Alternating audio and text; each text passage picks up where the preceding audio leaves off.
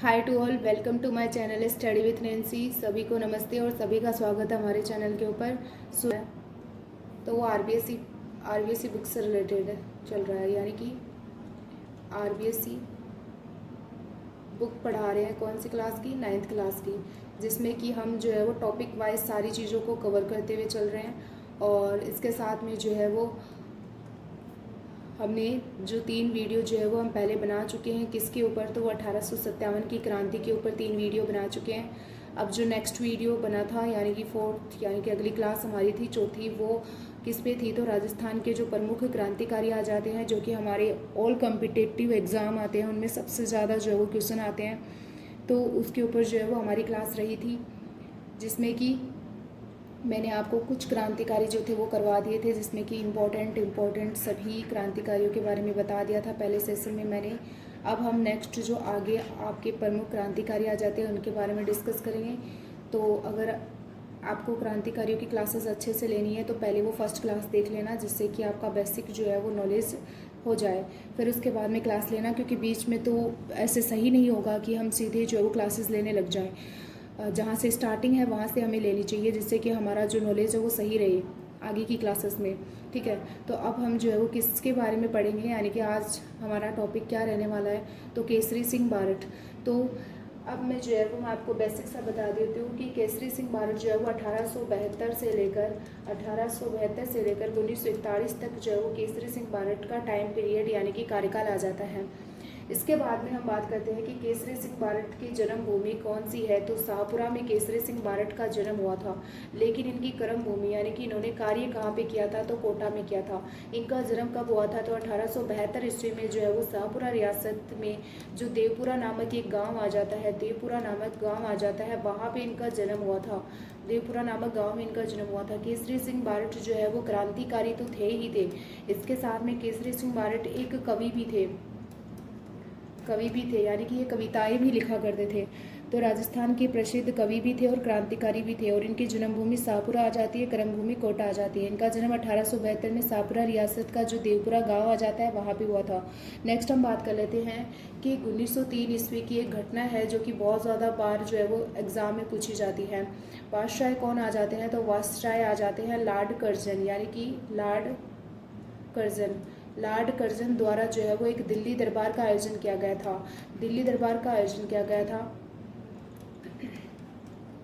Lord Curzon के द्वारा दिल्ली दरबार का आयोजन किया गया था। उस दिल्ली दरबार के आयोजन में शामिल होने के लिए उदयपुर के महाराणा जो फतेह सिंह आ जाते हैं, उनको वायसराय लॉर्ड कर्जन के द्वारा निमंत्रण किया गया था।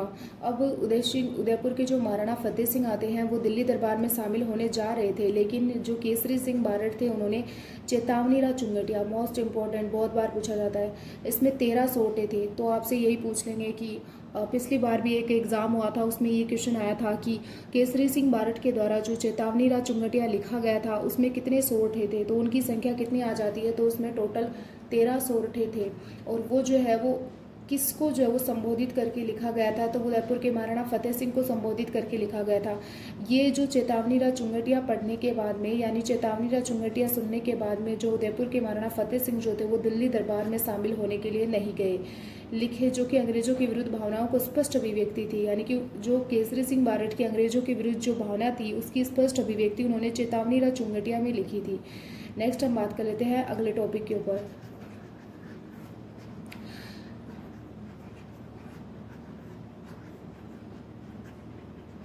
अब राजस्थान में जो विप्लव, या हम मान सकते हैं कि राजस्थान में जो ब्रिटेन सरकार की जो गुप्त रिपोर्टों में राजस्थान में विप्लव फैलाने का काम किसके द्वारा किया गया था?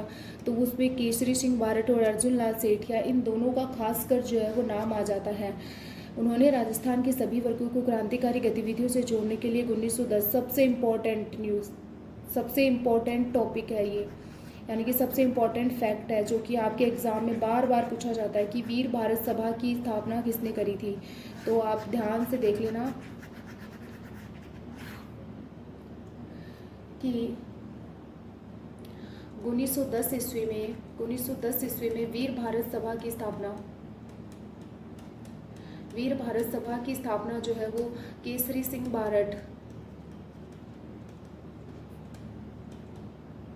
केसरी सिंह बारठ द्वारा वीर भारत सभा की स्थापना की गई। राजस्थान में सशस्त्र क्रांति का संचालन जो है वो भी केसरी सिंह बारठ के द्वारा ही चलाया गया। सशस्त्र क्रांति का संचालन किसके द्वारा किया गया था? तो केसरी सिंह बारठ के द्वारा किया गया। स्वतंत्रता के आग में उन्होंने जो है वो अपने पूरे परिवार को, यानी कि इसमें जो है वो जोरावर सिंह बारठ आ जाते हैं, जोरावर सिंह बारठ आ जाते हैं, बारठ आ जाते हैं। और इसके, अरे यार, ओके, जोरावर सिंह बारठ और इसके साथ में जो है वो प्रताप सिंह बारठ जो इनके बेटे आ जाते हैं, और ये जोरावर सिंह जी इनके भाई आ जाते हैं। तो इन्होंने अपने पूरे फैमिली को जो है वो जो स्वतंत्रता संग्राम था उसमें झोंक दिया था। श्री बारठ ने अपने सहोदर में जोरावर सिंह और प्रताप सिंह, अब जैसे कि मैंने आपको बता ही दिया है, जामाता ईश्वरदान आशिया को रास बिहारी बोस के सहायक मास्टर अमीर चंद की सेवा में क्रांति व्यवहारिक अनुभव और प्रशिक्षण प्राप्त करने के लिए भेजा। किन के पास में भेजा था? तो मास्टर अमीर चंद के पास में। यानी कि जो जोरावर सिंह और प्रताप सिंह और जामाता ईश्वरदान जो थे, उन्होंने किससे जो है वो अपने व्यवहारिक अनुभव और प्रशिक्षण प्राप्त किया था? तो वह किससे किया था? अमीर चंद जी से किया था। ठीक है, नेक्स्ट स्लाइड के ऊपर चलते हैं। तो केसरी सिंह बारठ कौन थे? तो वो आप देख सकते हैं, ये केसरी सिंह बारठ की पिक्चर है। अगला देखें, देश के सब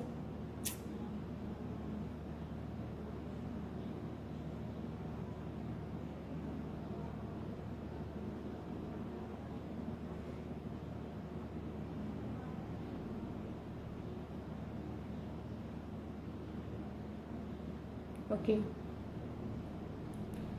ये अपना बस वही स्पेस से स्टार्ट हो जाए तो ज़्यादा बेटर रहेगा। नो नो,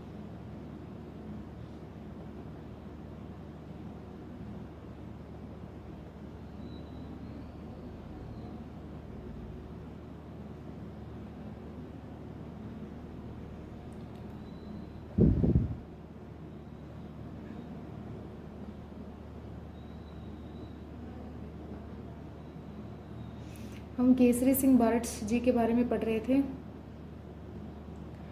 तो केसरी सिंह बारठ जी जो थे उनका निधन कब हो गया था? तो 1941 ईस्वी में केसरी सिंह बारठ जी का निधन हो गया था। तो अगले हमारे क्रांतिकारी कौन आ जाते हैं, जो कि इनके पुत्र भी आ जाते हैं, कुंवर प्रताप सिंह बारठ, जिनका टाइम पीरियड अगर मैं बात करूँ तो 1893 से लेकर 1918 आ जाता है। कुंवर प्रताप सिंह का जो टाइम पीरियड है वो 1893 से लेकर जो वो 1918 तक आ जाता है। इनका जन्म कहाँ पे हुआ था? तो इनका जन्म भी जो है वो शाहपुरा में ही हुआ था, शाहपुरा में इनका जन्म हुआ था। केसरी सिंह बारठ इनके पिता आ जाते हैं, और इनके चाचा जोरावर सिंह बारठ प्रसिद्ध क्रांतिकारी थे। मास्टर अमीर चंद से इन्होंने प्रेरणा लेकर जो है वो देश को स्वतंत्र करवाने में जो ये जुट गए थे। नेक्स्ट हम बात कर लेते हैं कि इन्होंने जो है वो किसका अनुसरण किया था? तो रास बिहारी बोस का इन्होंने अनुसरण किया था। करते हुए जो वो क्रांतिकारी जो आंदोलन थे उनमें शामिल हुए थे। रास बिहारी बोस प्रताप सिंह पर बहुत विश्वास करते थे। रास बिहारी बोस जो है वो प्रताप सिंह जी पर बहुत विश्वास किया करते थे। प्रताप सिंह जो बारठ आ जाते हैं, उनका बनारस कांड के संदर्भ में उनको गिरफ्तारी देनी पड़ी थी, यानी कि गिरफ्तार हुए थे बनारस कांड में। और इसके साथ में 1917 में बनारस संयंत्र अभियोग चलाकर उन्हें जो कितने साल के लिए जेल में रखा गया था? 5 साल के लिए। सबसे इम्पोर्टेंट, बरेली के केंद्रीय कारागार में उन्हें अमानवीय यातनाएं दी गई ताकि उन अपने सहयोगियों का नाम जो है वो जो प्रताप सिंह है वो बता दें, लेकिन उन्होंने जो है वो ऐसा नहीं किया, यानी कि उनका नाम जो है वो इनके द्वारा नहीं बताया गया। नेक्स्ट हम बात कर लेते हैं, ये है प्रताप सिंह जी बारठ, जो कि 22 साल में ही इनका निधन हो गया था, यानी कि शहीद हो गए थे देश के लिए। उसके बाद हम बात करते हैं भारत सरकार के गुप्तचर निदेशक आ जाते हैं, जिनका नाम क्या आ जाता है? सर चार्ल्स क्लीवलैंड के द्वारा जो है वो प्रताप को यातनाएं दी गई।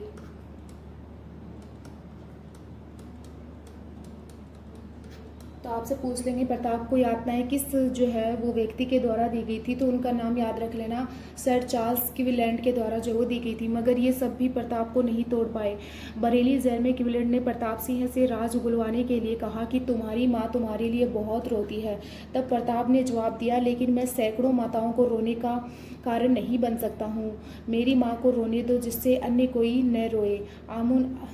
अमानुषिक यातनाओं के कारण जो है वो 1918 ईस्वी में मात्र 22 वर्ष की उम्र में जो प्रताप सिंह शहीद हो गए थे।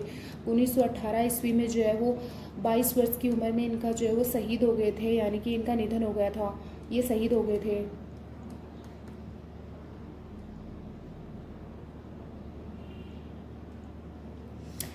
ओके, हार कर क्विवेलेंट ने ही ये कहा, मैंने आज तक प्रताप सिंह जैसा युवक नहीं देखा। यानी कि किसने कहा कि मैंने आज तक प्रताप सिंह जैसा युवक नहीं देखा, तो वो क्विवेलेंट ने कहा था।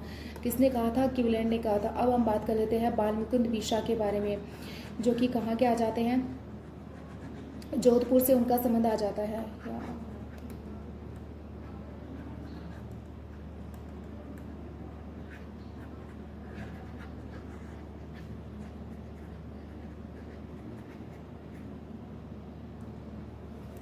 बालमुकुंद बिरसा जोधपुर के आ जाते हैं।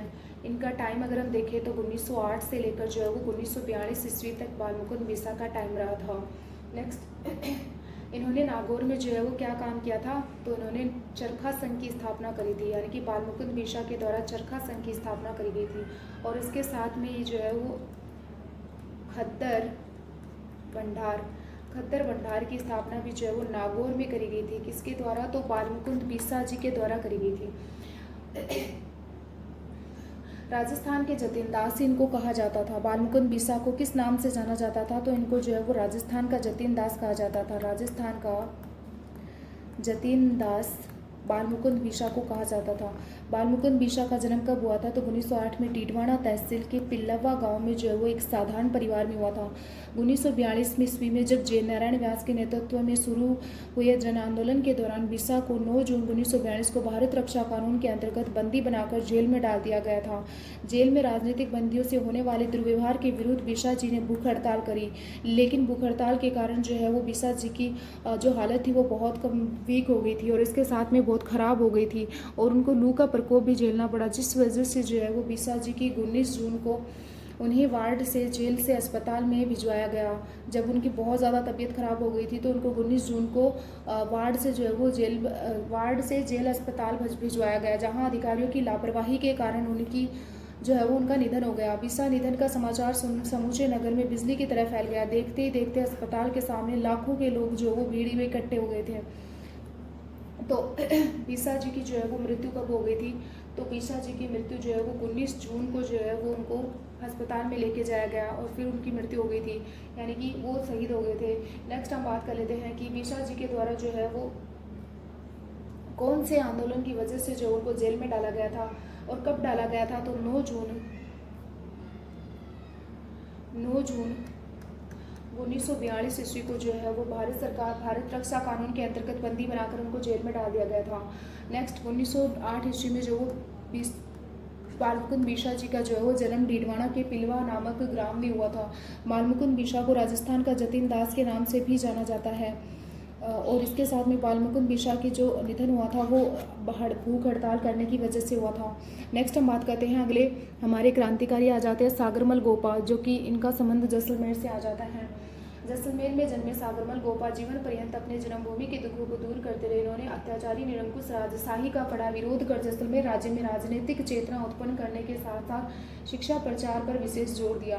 गोपाल ने, यानी कि जो सागरमल गोपा जो आ जाते हैं, उनके द्वारा जो बुक लिखी गई थी, सागरमल गोपा के द्वारा जो बुक लिखी गई थी ये सबसे ज़्यादा इम्पोर्टेंट आ जाती है। तो इसमें आज़ादी के दीवाने रघुनाथ सिंह का मुकदमा और एक लिखी थी जैसलमेर का गुंडा राज, पुस्तकें छपवाकर वितरित की, जिसमें कि जैसलमेर राजशाही के काले कारनामे की लंबी सूची थी। उनकी कटु आलोचना की गई। इसके लिए उनको राज के कोप का भाजन बनना पड़ा, यानी कि उनको जो है वो राजकोप का भाजन बनना पड़ा। सागरमल गोपा जी की ये फोटो आप देख लेना। और इसके बाद में इन्हें राजद्रोह के आरोप में, यानी कि सागरमल गोपा जी को राजद्रोह के आरोप में 24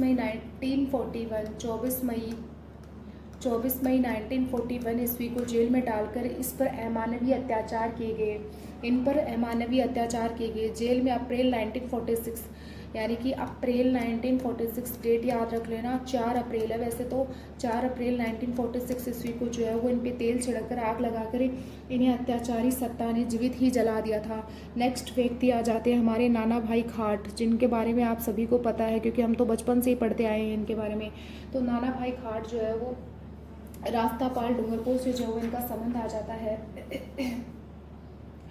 डूंगरपुर प्रजामंडल में उत्तरदायी शासन की स्थापनार्थ एक रियासती अत्याचारों के विरुद्ध 1947 ईस्वी में आंदोलन चलाया गया, जिसे माणिक्यलाल वर्मा का निर्देशन प्राप्त था। रास्तापाल नाना भाई खाट ने प्रतिज्ञा करी, जब तक मेरी जान रहेगी तब तक मैं अपने गांव रास्तापाल की पाठशाला बंद नहीं होने दूंगा। इस निर्णय की जानकारी जब जागीरदार ने रियासत को दी तो पुलिस सुप्रिटेंडेंट और जिला मजिस्ट्रेट पाठशाला को जबरन ही बंद कराने के लिए कौन सी डेट 18 जून 1947 को दल बल सहित ग्राम रास्तापाल पहुंच गए। नाना भाई खाट ने उत्तर दिया, प्रजामंडल के आदेश से ही पाठशाला बंद की जा सकती है, यानी कि जब प्रजामंडल से आदेश आएगा तभी जो है ये पाठशाला बंद की जा सकती है।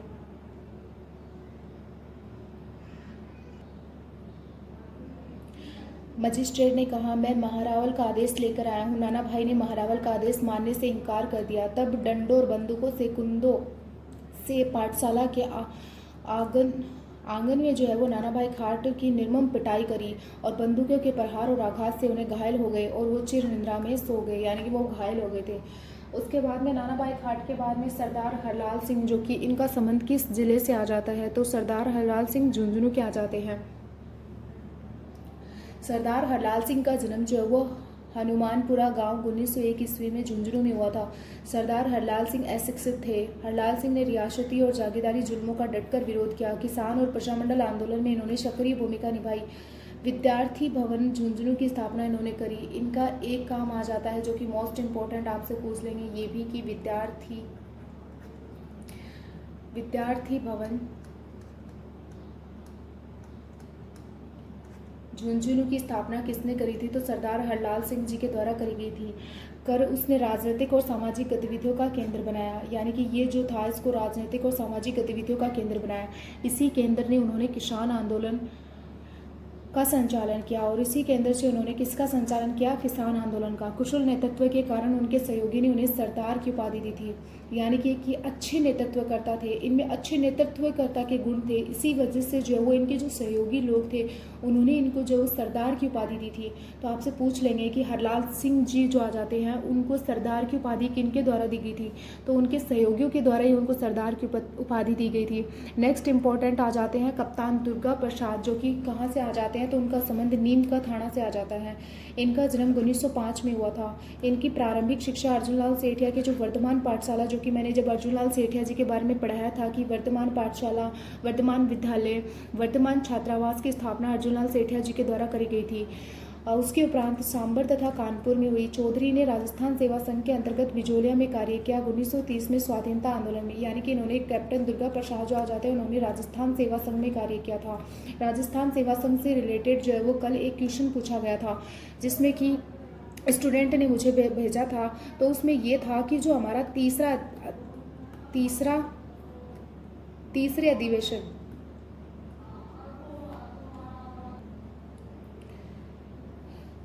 कप्तान दुर्गा दास जी जो आ जाते हैं उन्होंने राजस्थान सेवा संघ, तो राजस्थान सेवा संघ का जो तीसरा अधिवेशन,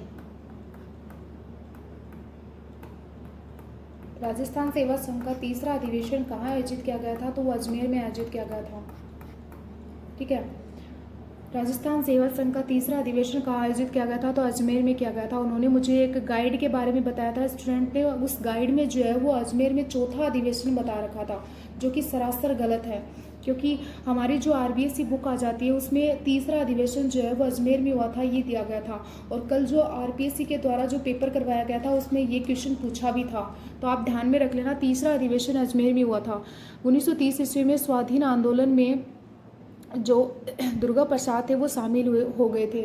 और 1930 यानी कि 1930 का जो स्वाधीन आंदोलन था, 1930 के स्वाधीन आंदोलन में दुर्गा प्रसाद जो नीम का थाना से उनका संबंध आ जाता है वो शामिल हुए थे।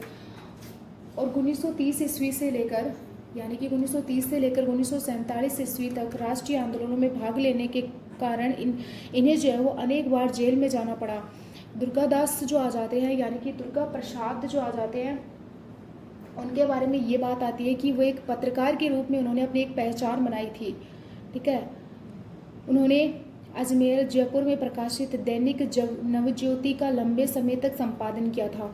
तो दैनिक नवज्योति का प्रकाशन कहाँ से हुआ था? तो अजमेर में हुआ था और एक जयपुर में हुआ था। इसका प्रकाशन लंबे समय तक किसने किया था? तो दुर्गा प्रसाद चौधरी ने किया था।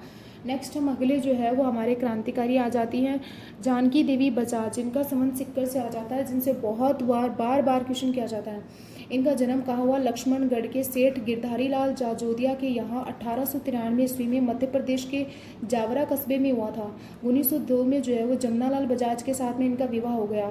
ससुराल जो है वो इनका कहाँ पे था? वृद्धा में था, तो इन्हें वृद्धा में रहना पड़ा। जानकी देवी जो थी वो उसकी जड़ परंपराओं और तिलांजलि थी, यानी कि उन्होंने जो ये रूढ़िवादी परंपराएं थी उन सभी चीज़ों को छोड़ते हुए जो है वो तभी उन्होंने जो है वो खुलकर सत्याग्रह में भाग ले सकी। बजाज के देहांत, जब जमनालाल बजाज जी का देहांत हो गया था तो जानकी देवी बजाज को गौ सेवा संघ की अध्यक्ष बना दिया गया। जयपुर प्रजामंडल 1944 ईस्वी में अधिवेशन की जो अध्यक्षता करी थी वो जानकी देवी बजाज ने करी थी। जयपुर प्रजामंडल के 1944 ईस्वी के अधिवेशन की अध्यक्षता किसने करी थी? तो वो जानकी देवी बजाज ने करी थी। नेक्स्ट हम बात कर लेते हैं अंजना देवी चौधरी, जो कि प्रथम महिला आ जाती हैं जो कि रियासती जनता में गिरफ्तार होने वाली जो वो पहली महिला आ जाती हैं। इनका जन्म 1897 ईस्वी में सीकर जिले के श्रीमाधोपुर में एक मध्यम वर्गीय अग्रवाल परिवार में हुआ था और इनका विवाह जो वो 1911 में रामनारायण चौधरी से हो गया था। अपने पति की इच्छा अनुसार 20 वर्ष की आयु में पर्दा प्रथा त्याग कर, जब पर्दा प्रथा त्याग देंगे तभी तो वो राष्ट्रीय स्वतंत्रता संग्राम में सहयोग करने के लिए कैपेबल हो सकेंगे, तो सहयोग करने का संकल्प लिया। 1921-24 ईस्वी में मेवाड़ बूंदी राज्य की स्त्रियों में राष्ट्रीयता और समाज सुधार की भावना को बढ़ावा दिया। उनके साथ सत्याग्रह का कार्य भी इन्होंने किया, चाहे दलित उत्थान का कार्य रहा हो या फिर कोई रचनात्मक कार्य रहा हो, इन्होंने अपने पति का भरपूर साथ दिया। तो ये समस्त रियासती जनता में गिरफ्तार होने वाली पहली महिला आ जाती है। मोस्ट इम्पॉर्टेंट क्वेश्चन है, यहीं से क्वेश्चन बनेगा। ओके, नेक्स्ट रतन शास्त्री। रतन शास्त्री का जन्म जो है वो 15 अक्टूबर 1912 ईस्वी को खाचरोद मध्य प्रदेश में रघुनाथ जी व्यास के यहाँ पे हुआ था। इनका जन्म मध्य प्रदेश में हुआ था।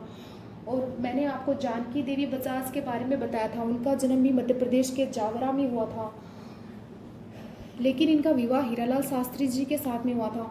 सन 1929 ईस्वी में ग्राम सेवा ग्रामोत्थान जनसेवा के उद्देश्य से वनस्थली में इन्होंने हीरालाल शास्त्री द्वारा लड़कियों की शिक्षा के लिए स्थापित जीवन कुटीर कार्यक्रम में पूरा सहयोग प्रदान किया था। यानी कि जीवन कुटीर कार्यक्रम में पूरा सहयोग रतन शास्त्री जी के द्वारा किया गया था। रतन शास्त्री ने सन 1939 ईस्वी में जयपुर राज्य प्रजामंडल के सत्याग्रह आंदोलन में सक्रिय रूप से भाग लिया था। सन 1942 ईस्वी में भारत छोड़ो आंदोलन में भूमिगत कार्यकर्ताओं और उनके परिवारों की सेवा जो है वो रतन शास्त्री जी के द्वारा करी गई थी। नेक्स्ट देखते हैं रमा देवी, जो कि कहाँ के से इनका संबंध आ जाता है? तो रमा देवी का संबंध जो है वो जयपुर से आ जाता है।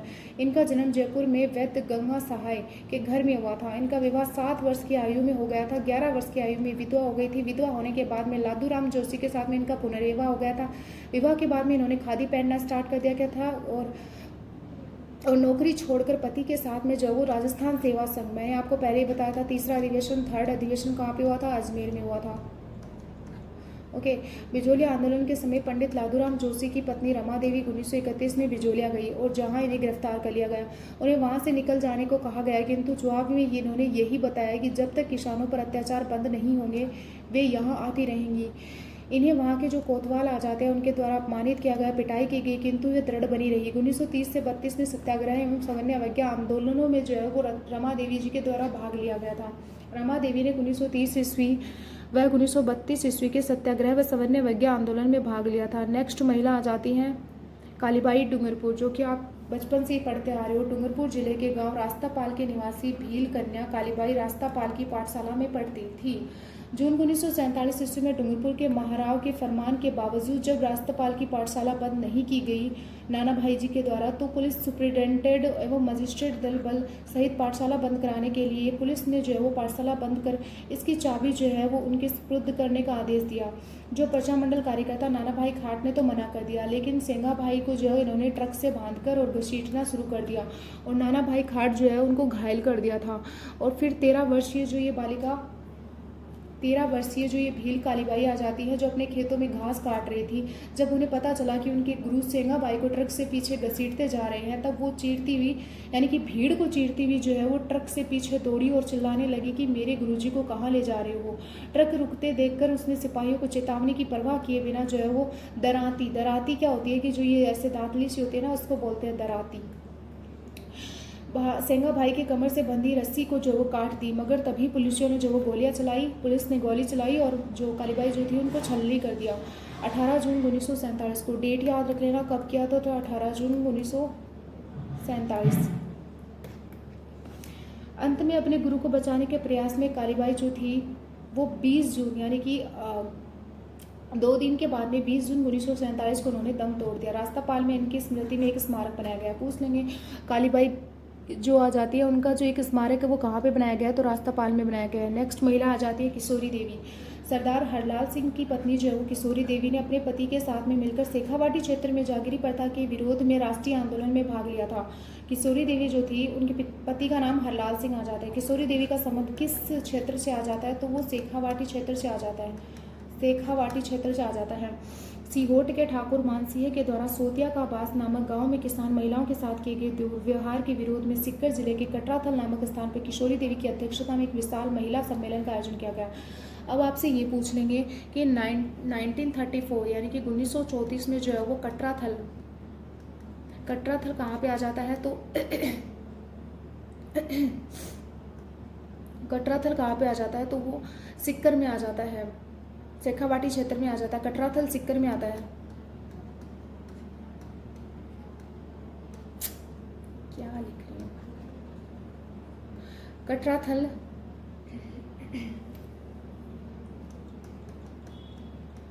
कटराथल सिक्कर में जो है वो एक सम्मेलन का आयोजन किया गया।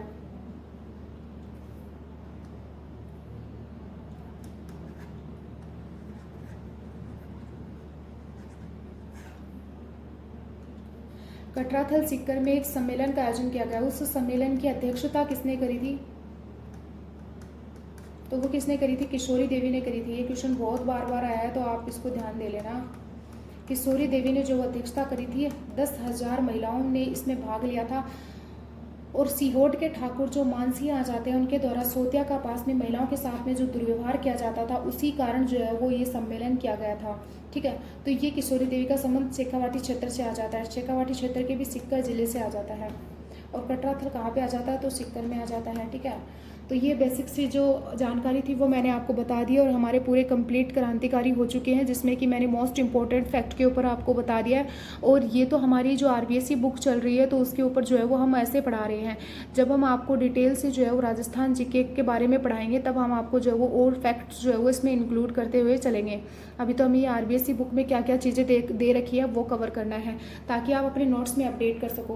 तो अगली क्लास हमारी राजस्थान के प्रमुख किसान आंदोलन जो आ जाते हैं उनके बारे में होगी, जो कि बहुत ज़्यादा इंपॉर्टेंट है। बहुत बार जो है वो इससे क्वेश्चन किया जाता है।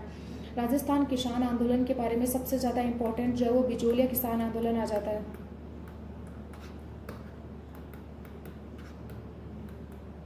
बिजोलिया किसान आंदोलन सबसे ज़्यादा इंपॉर्टेंट है, तो हम ये पढ़ेंगे। बेंगू किसान आंदोलन आ जाता है, वो पढ़ेंगे। तो ये सभी इंपॉर्टेंट किसान आंदोलनों के बारे में जो है वो हम अगली क्लास में देखेंगे। ठीक है, तो सब स्टार्टिंग भी हमारे बिजोलिया किसान आंदोलन से ही हुई है, तो ये जो है वो हम अगली क्लास में पढ़ेंगे। ठीक है, अगर वीडियो अच्छा लगा हो तो लाइक शेयर और सब्सक्राइब जरूर करें एंड टेलीग्राम चैनल जरूर ज्वाइन करें। Thank you and bye.